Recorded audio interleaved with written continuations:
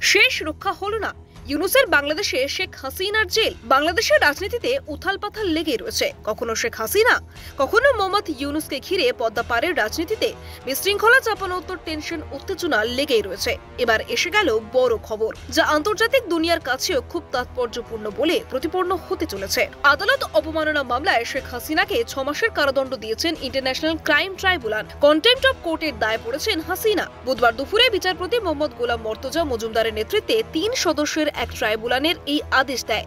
একই সঙ্গে গাইবান্ধার গোবিন্দগঞ্জের সাকিল আখন্দ বুলবুল ওরফে মোহাম্মদ সাকিল আলম কাণ্ডে 2 মাসের কারাদণ্ডের কথা ঘোষণা করা হয়েছে।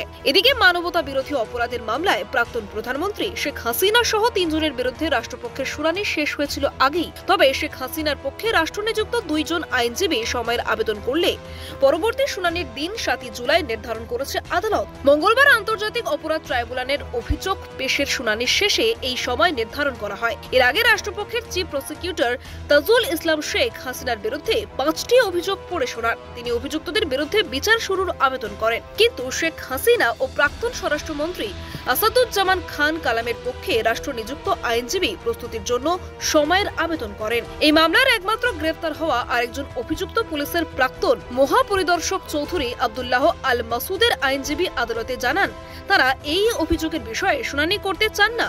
মামলায় পুলিশ ও আইন শৃঙ্খলা বাহিনীকে ব্যবহার করে ছাত্র জনতার উপর সন্ত্রাস, হামলা, হত্যার চেষ্টায় উস্কানি, ষড়যন্ত্র করার মতো অপরাধের অভিযোগ আনা হয়েছে। আপনি দেখছিলেন কলকাতা দর্পণ। ভিডিওটি লাইক করুন, আপনাদের মতামত জানান কমেন্টে। নিয়মিত আপডেট পেতে সাবস্ক্রাইব করতে ভুলবেন না। নমস্কার।